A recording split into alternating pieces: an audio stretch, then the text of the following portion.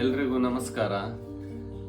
ನಾನಿವತ್ತು ಮಾತಾಡ್ಲಿಕ್ಕಿರುವಂಥ ವಿಷಯ, ನಮ್ಮ ಮಂಗಳೂರಿನಲ್ಲಿ ಮೊನ್ನೆ ದಿವಸ ಒಂದು ವ್ಯಕ್ತಿ ಹಾವನ್ನು ಹಿಡಿಲಿಕ್ಕೆ ಹೋಗಿ ಕಚ್ಚಿಸಿಕೊಂಡು ಪ್ರಾಣ ಬಿಟ್ಟಂತ ಘಟನೆ ನಡೆದಿದೆ. ಈ ಘಟನೆ ಬಗ್ಗೆ ನಾನು ಮಾತಾಡ್ತಿರೋದು.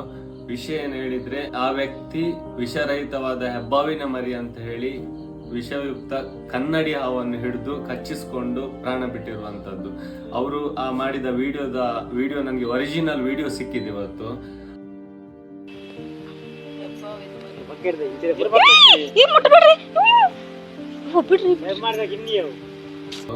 ಆ ಒರಿಜಿನಲ್ ವಿಡಿಯೋದಲ್ಲಿ ಆ ವ್ಯಕ್ತಿ ಹೇಳ್ತಾರೆ ತುಳು ಭಾಷೆಯಲ್ಲಿ, ಅವು ಪೆರ್ಮರಿದ ಕಿನ್ನಿ ಐಟು ವಿಷ ಇಜ್ಜಿ ಅಂದ್ರೆ ಅದು ಹೆಬ್ಬಾವಿನ ಮರಿ, ಅದರಲ್ಲಿ ವಿಷ ಇಲ್ಲ ಅಂತ ಹೇಳುವಂತ ಆಡಿಯೋ ಕ್ಲಿಯರ್ ಆಗಿ ರೆಕಾರ್ಡ್ ಆಗಿದೆ.